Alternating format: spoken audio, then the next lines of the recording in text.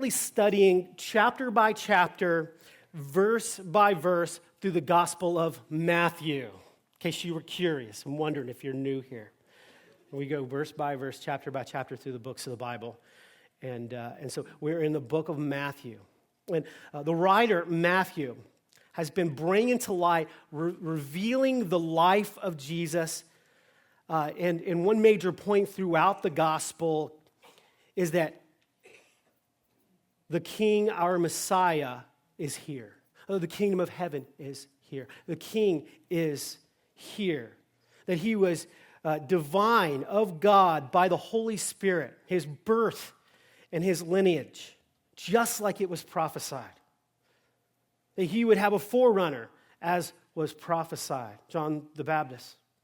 And he would do miraculous works, just like was prophesied. And chapter 14 just opens up and reveals and continues that Jesus, the Messiah, was both revealing both his divinity and his humanity. And we'll see that throughout this text and throughout this this gospel. I'll bring to light, and it's important that you keep both of those in mind. That Jesus was God, but he was man. And so, turn with me to Matthew chapter 14, and beginning in verse 1, we read, "At that time, Herod the Tetrarch heard the report about Jesus and said to his servants, 'This is John the Baptist. He is risen from the dead, and therefore these powers are at work in him.'" So at this time, Herod the Tetrarch had heard this report of Jesus. He had heard about what was going on, the miracles that he was doing. The fame and the report just kind of spread throughout the region of Galilee and beyond.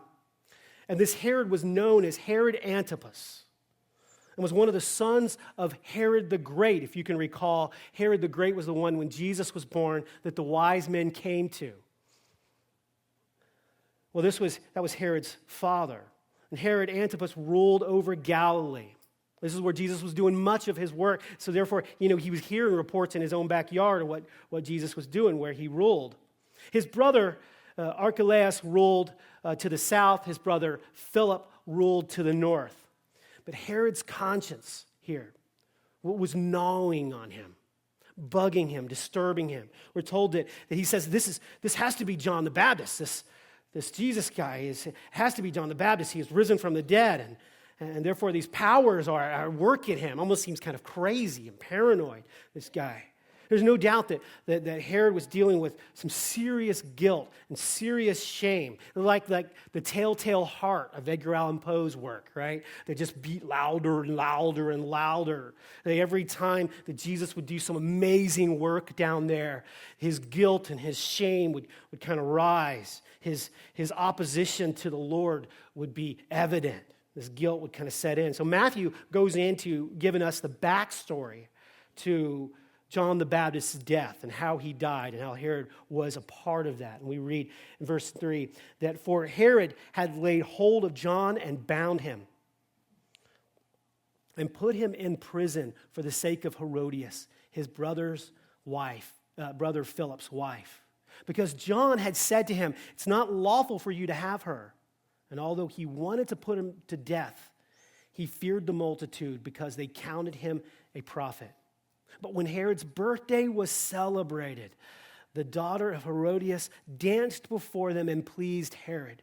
Therefore, he promised with an oath to give her whatever she might ask. So she, having been prompted by her mother, said, "Give me John the Baptist's head on a platter." I don't know if she said it like that, but I can't help but say it like that. And the king was sorry. Nevertheless, because of the oaths and because of those who sat with him, he commanded it to be given to her. So he sent and had John beheaded in prison, and his head was brought on a platter and given to the girl, and she brought it to her mother. And then the disciples came and took away the body and buried it and went and told Jesus. And when Jesus heard it, he departed from there by boat to a deserted place to be by himself. And so, because John had said to Herod, "It's not lawful that you have her," that has kind of sparked all this anger with Herod. And John spoke out against Herod's marriage because he had illegally divorced his previous wife and had an affair with Philip, his brother Philip's wife, had illegally divorced, put his wife away, and then took Herodias, his brother's wife, as his wife. And this didn't go over very well in a lot of ways. The father of Herod's first wife was the king of Petra. He later had a successful war against Herod Antipas because of how he was disgraced, and his daughter was disgraced by Herod. But not only that, but this was a guy who was a leader over a very religious population of people. And here he was, and it was amazing to me that he feared the people, because we're told that he feared the people, that's why he didn't kill him. But the people would speak out against their leaders that are having moral problems, and these leaders had to kind of cater and be careful because even the leaders in those days had some sort of morality, unlike today, our leaders. But nevertheless, this was gnawing on him. He was guilty and dealing with this, because but yet he had to quiet this guy out in the wilderness because people were listening to him. And so we don't know if he had just repeatedly, time and time, brought up this account of Herodias, and one of our own leaders, I can almost hear him saying it kind of in a Southern Baptist like way, however he did it, he would bring it up and Herod just hated it, despised it. Who knows? Maybe he was coming to him. The passage, the text alludes that he personally went to him, right? Maybe he was passing by in a crowd and he said, and take for instance, Herod. I don't know how he did it, how bold, but he was bold nonetheless because you didn't poke at kings in those days because, it's a good way to, lose your head. But he couldn't kill him, and so he just kind of kept him out as a trophy. He had him arrested, locked up in the fortress of Machaeus, located in the southern part of Perea, just the other side of the Dead Sea. And he wanted John dead, but he couldn't because he feared the people. He feared the people, so he'd just have him locked away. Maybe he'd shut him up, right? But I guess Herod feared his wicked wife more. Kind of catered to his Jezebel of a wife. But when Herod's birthday was celebrated, we're told. Now, one of the questions I asked you, where in the Bible does it mention birthdays? And I got some emails from some of you. And remember that question I asked you about? Yeah?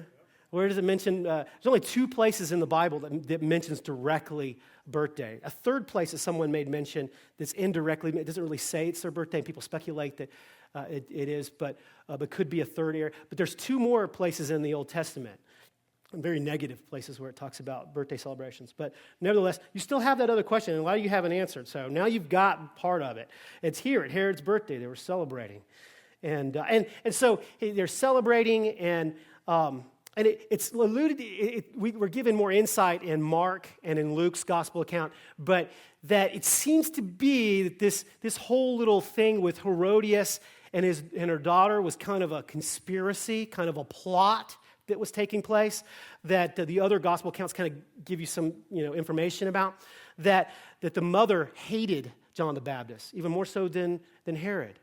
Well, because it made her out to be dirty, and she was kind of catering to this, and she was catering to this game of immorality with her husband's brother, and so she hated John and wanted him dead. So this was the opportune time. It seemed like she kind of plotted and planned this on the birthday, that when everyone got a little toasty that afternoon, night, whenever it was, that she sent her daughter out to seduce Herod and the men with him. The idea was with this seductress kind of dance that she was given. And the other gospel accounts say that he was so pleased with it that he offered her up to half of his kingdom.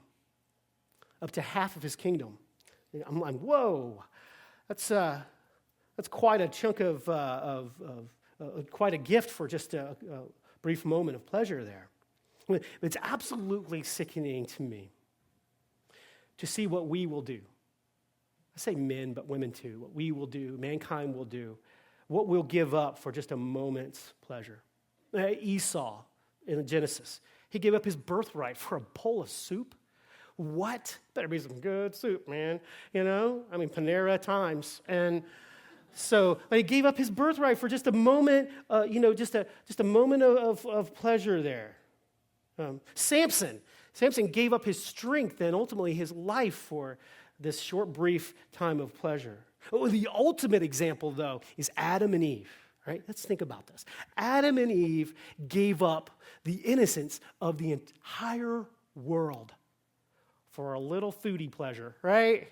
Just a little foodie pleasure, right? Proverbs 6:26 says it, for by means of a harlot, a man is reduced to a crust of bread, and an adulteress will prey upon his precious life. And Herodias played Herod like a harp, and he became her fool.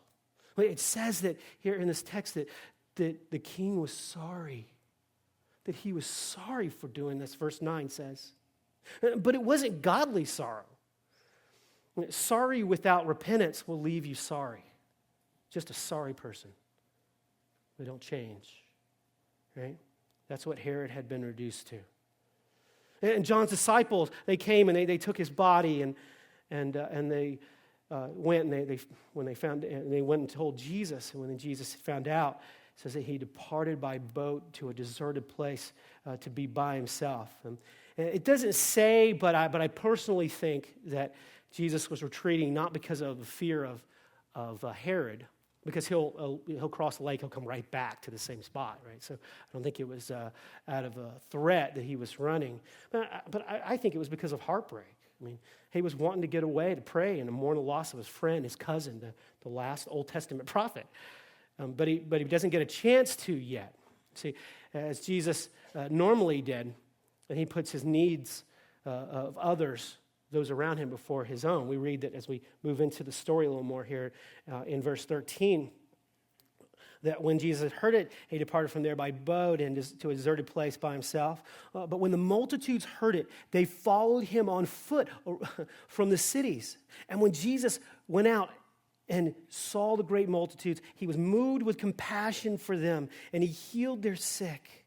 And when it was evening, his disciples came to him saying, "This is a deserted place, and the hour is already late. Send the multitudes away that they may go to the villages and buy themselves food."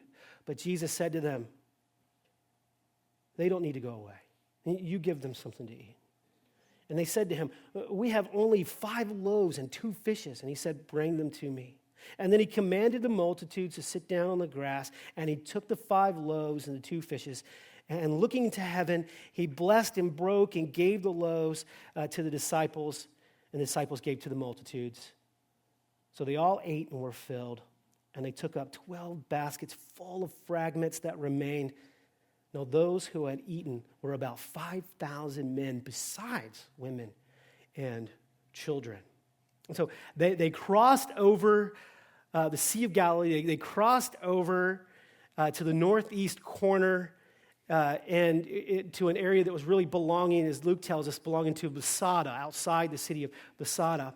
And the multitudes, they saw them going, and so they just thought, well, we'll go ahead, we'll follow them around. And so they took on foot and went around the sea there and kind of met them ahead. So when Jesus pulled up on the shore and being exhausted, he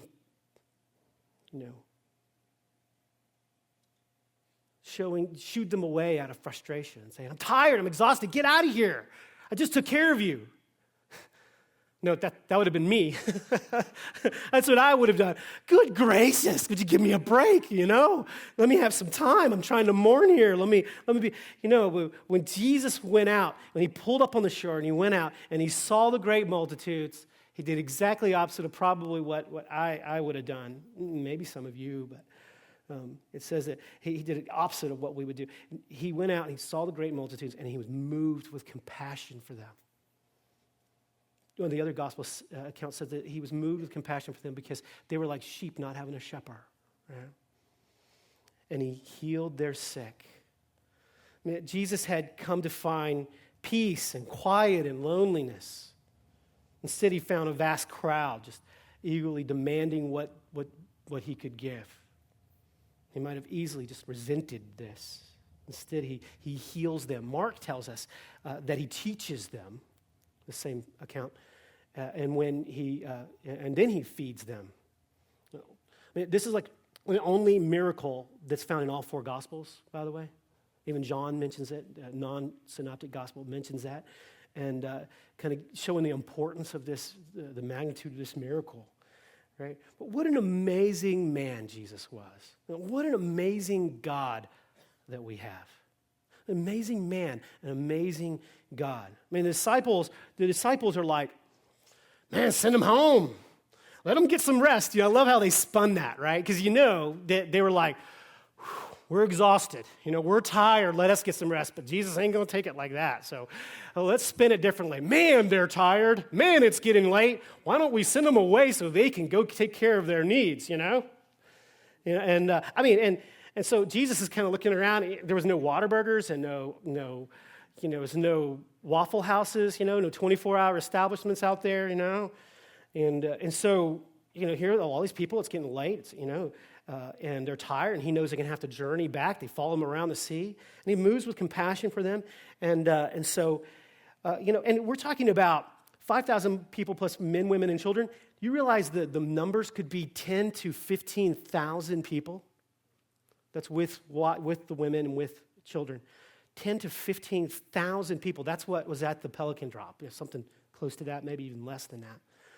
That's a lot of people. That's the population of Gulf Breeze, I think. It's 10,000 people. And today, by feeding a person, I think we could probably do it if we bought bulk. We could probably do it for $2 or $3 a person. But fish, I don't know, unless Larry Bernard catches a lot of fish, because he's multiplied some fish for us at that last fish fry. But so you're talking $2 to $3 a person with bread and fish, and that's probably a good estimate. That would be $20,000 to $30,000 to feed these people. But not only that, but the logistics behind feeding 10 to 15,000 people is just insanity, right? You see those people with the booths, they have those trucks to pull up, and they have, it takes an army of volunteers to make it happen and to pull it off and to prepare it and to gather it. And so, and Jesus is like, we're going to feed them. What you got, What'd you bring? He knew what they brought. They probably had it on their side, And it turns out not very much. Mark indicates that Jesus sent the disciples away to kind of assess their, what they had. Go see what we have. Go gather what we have. What Mark indicates. And Gospel of John tells us that a little boy shows up with 5 loaves and 2 fishes. So I guess he was the only one who came prepared, right? All this whole crew of people, he was the only one with. And so we found this little dude, but he's got 5 loaves and 2 fishes, And Mark and Luke tell us that Jesus had some order established where he had them sit in groups of 50 and 100. And then we're told that Jesus, he took the 5 loaves, he took the 2 fishes, and he looked up to heaven, and he blessed it, and he broke it, and he gave the loaves to the disciples, and the disciples gave to the multitudes. What an amazing story. But what amazes me with a lot of Jesus' miracles are how non-glamorous and non-self-promoting they are. If you've noticed that, a lot of his miracles, he's at the wedding and he's kind of in the backdrop. It's not my time to show off. No, come on, Mom, no, come on, they need wine. He turns water into wine. He gives them some hey, just go fill up the water is all they do. Just go fill up with water, And then another time he says, oh, we need a temple tax. Hey, Peter, go fishing. And he said, let me think about it. Okay. And then he took off, and he catches a fish, and there's a coin in the fish's mouth. How could Jesus get credit for that? You know what I mean? He just told him to go fish, right? And then, there's another time where centurion's servant's sick, and he says, you're not worthy to come into I'm not worthy for you to come in my home. Jesus, just say the word. And he says, yeah, sure, okay, go home, So he goes home, and his servant was made well. Jesus wasn't even present. He couldn't even take any credit for it, because could have just gotten well on their own there, And but I love this. I love, because we see Jesus working miracles. Yet most often, church, This is how the Lord is doing miracles and how he does miraculous things in our lives. I like to say this, and you'll hear me say this a lot, that the Lord usually works supernaturally through the natural. Okay? He works supernaturally through the natural. For an example, I was meeting with a woman this week who has been going through some tough times, and she was sharing how she moved back into the area and she needed a job very desperately and needed a job, and she was praying, she was trusting in God in this whole move and everything that was going on in her life. She was trusting him, and he knew her needs, and she was just trusting him. And no sooner did her daughter call and say, hey, guess who just came into my place of business? Oh, your old boss. He wants you to come back to work for him. What? Is that a miracle? I would say so. Was it done very naturally? Very much. It's like when you're balancing your checkbook and you have a need, and all of a sudden you realize that you made you made an accounting error, and you have exactly what you need, or even better, sometimes more. Well, was that a miracle, or was that a coincidence? Or I like to call them God incidents. It's a God incident, because it was something miraculous. God works that way so often, and Jesus did that so as to not to draw attention. But, I kind of wonder, what these people were eating. Because he was breaking the bread, and he was multiplying this. He was breaking it and putting it in the basket. He was breaking it, and it wasn't like this, wah, wah, wah, wah, wah, wah, lights were shining and thunder was going on and loud noises and bread multiply, and it wasn't like that kind of stuff was happening at all, It was like they were just kept passing out the baskets, and before long, you have 15,000 people who are walking away going, did he just feed us all? Did that just happen? How did that happen? And so immediately Jesus made his disciples get into the boat, verse 22. He made them get into the boat, and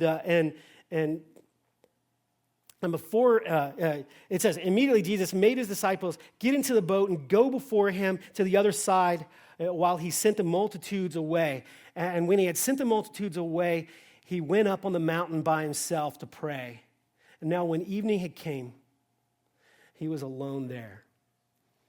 And so they ate their fill. Man, the people were satisfied. Man, this is the reality of God's working. This is the reality of God's provision, that there was leftovers. There was leftovers for them. Man, when we turn to our own device, when we turn to our own trust and our own ingenuity to meet our needs, we usually end up not filled and unsatisfied. When we turn to him, we trust in him to meet our needs.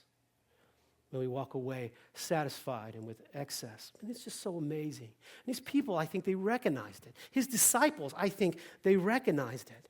And so John 6, verse 14, regarding this text we just read, says that it tells us that the crowd responded to this miraculous feeding with a rush of messianic expectation.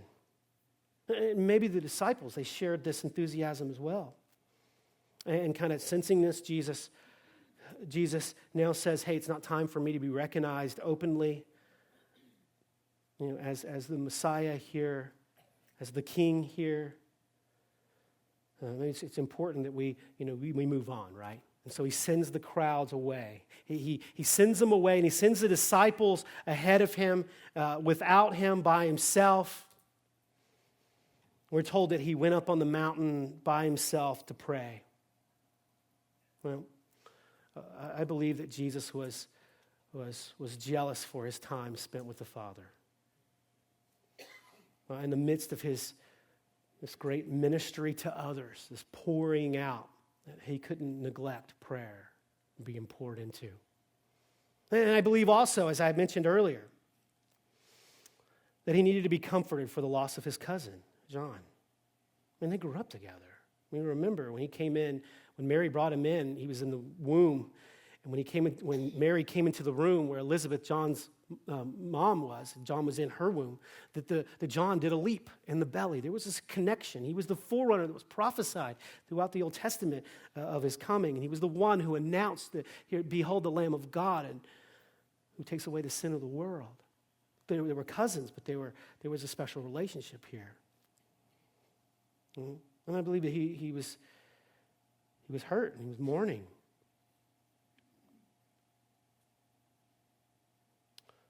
Can't escape the humanity of Jesus.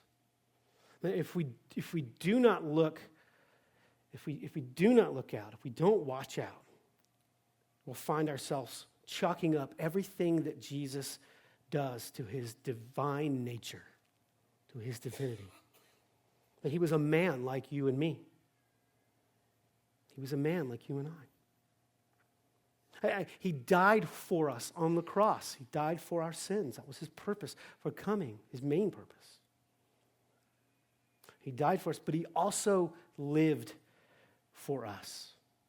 He lived for us as an example for us. He was tempted as we are tempted. He cried like that baby. He got tired. As we get tired, he hurt like we hurt. He had emotions like we have emotions. But what did he do? He found comfort, strength, and direction from being alone with Father God. And he was led by the Spirit of God. He walked in the Spirit of God as we should walk in the Spirit of God. But the same token, at the same time, we also have to keep this stern belief. I must rest in his divine nature as Messiah. He was 100% God, but he was 100% man. 100% man, 100% God. And this next passage kind of reveals his divine nature. It's oscillating through the text, both his divinity and his humanity. In Matthew chapter 14, verse 24, as we read that, but the boat was now in the middle of the sea, because he sent his disciples off. They were off, and he waited in prayer as they left. And when the boat was in the middle of the sea, tossed by the waves, for the wind was contrary. Now in the fourth watch of the night, Jesus went to them walking on the sea. And when the disciples saw him walking on the sea, they were troubled, saying, "It's a ghost." And they cried out for fear. But immediately Jesus spoke to them, saying, "Be of good cheer. It is I. Do not be afraid." Verse 28, and Peter answered him and said, "Lord, if it's you, command me to come out to you on the water." And so he said, "Come." And when Peter had come down out of the boat, he walked on the water to go to Jesus. But when he saw that the wind was boisterous, he was afraid, and beginning to sink, he cried out, saying, "Lord, save me." And immediately Jesus stretched out his hand and caught him and said to him, "O you of little faith, why do you doubt?" And when they got into the boat, the wind ceased. And then those who were in the boat came and worshiped him, saying, "Truly, you are the Son of God." Of the Gospels, Matthew here gives the most exhaustive account and includes Peter's involvement. Jesus waited until the fourth watch, which would have been sometime between 3 and 6 in the morning. And the sea and the wind were boisterous, were active.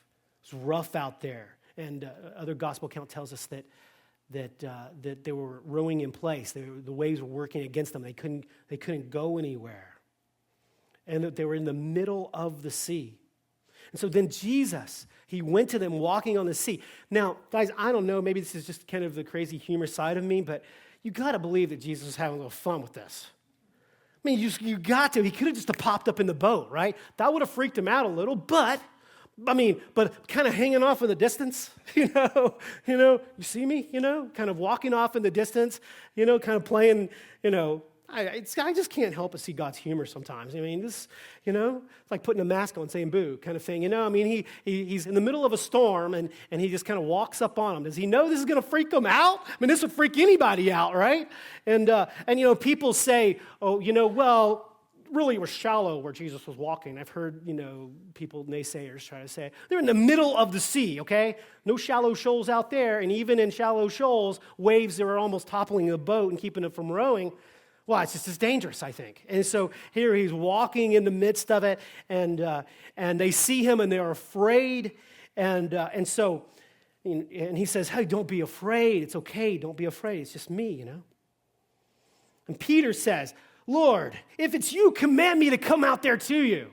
And Jesus says, come on, And so I have no idea what provoked Peter to ask this question, why would you want it? None of us in our right minds would go, I want to come out there with you. I think I just let you have the waves, Jesus, But Peter's like, come on, I want to come out there. If it's you, bring me out there because I want to do this cool thing, right?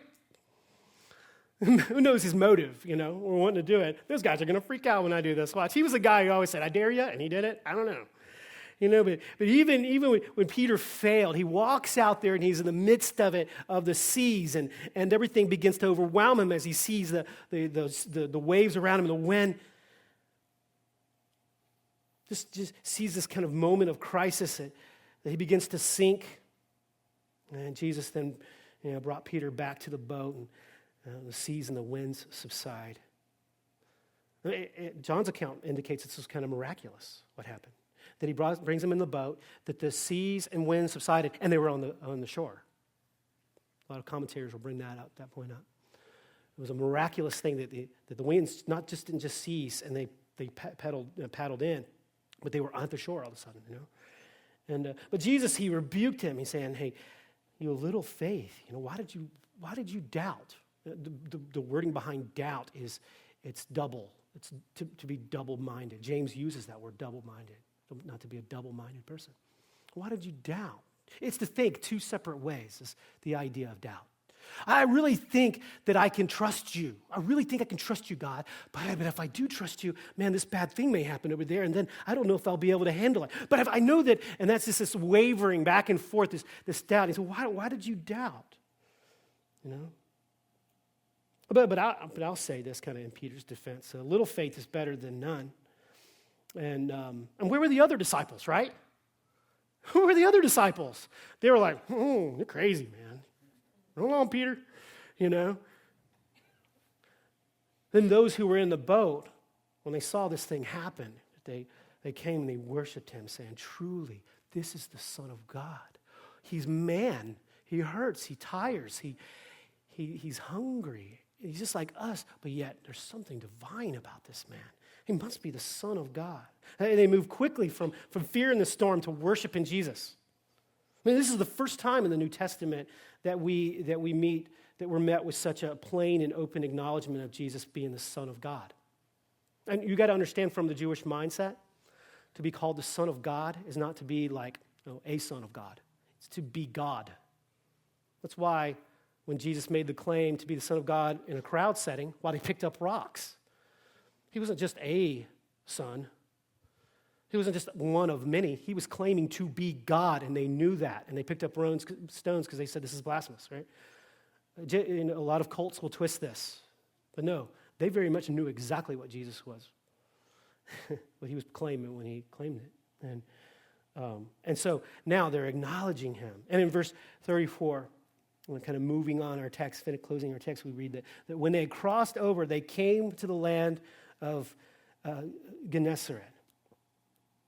And when the men of the place recognized him, they sent out all the surrounding region, brought to him all who were sick, and begged him that they might only touch the hem of his garment. And as many as touched it were made perfectly well. And so they came ashore, and they begged him, these people begged him, that they would just touch, that they could just allow them to touch the hem of his garment. And even the hem of Jesus' garment provided an important point of contact for their faith, physical point of contact. Like Paul's sweatbands in Acts 19, and Peter's shadow in Acts chapter 5. Jesus' hem provided this physical object that helped them to believe God for healing at that particular moment. Well, John Corson says, and I think this is interesting, that the Jewish men, devout men in that day, would wear blue hymns on their robes. And the blue was a color that represented heaven to them, reminded them of heaven. And so they would put their robes on as they got dressed for the day, and they would see the gold hymns or the blue hymns and know that heaven is beyond them, and remind them of heaven that is beyond them. And as they moved through the day and they caught themselves in all assortment of decision making, they'd know that heaven is before them, and it helped them to make decisions, to know their purpose and to stay the course. And when they ran into tough times and they were frustrated and others were frustrated, they would see the blue hymns and go, oh, yes, heaven is waiting. We're pilgrims here. We're pilgrims here waiting that, what God has for us in heaven. So who knows, as they wanted to grab the hem of his, to just see heaven and know that God could touch and heal them that moment. But furthermore, some of the more strict groups, such as the Pharisees and the Essenes, counted it as an abomination to even rub shoulders with people in a crowd. They didn't even want to touch people in the crowd. Because of just a fear of some sort of ceremonial uncleanness that other people may have, because you don't know what that other person did, you know what I mean? I could get cooties from them, uncleanness. They took that very seriously, and so they were careful about that. They didn't want to rub elbows with strangers, right? But Jesus cared more about the people's needs than being affected by their uncleanness. I'm amazed by that. So, as we wrap up our time together in the Word, let me encourage you with this. Let it be that you and I are those who have recognized Jesus in this place, just like these men waiting on the sea as they pulled up. These men, they recognized him, verse 35, and they sent out into all the region to bring those who were sick to him. Let us be those men, those people who recognize Jesus in this place in our life, that we would be like these guys going into our surrounding regions, bringing those who are in need to him, to Jesus, because he's with you. You can introduce them, right? And let us also pay close attention to the Lord and what he's doing.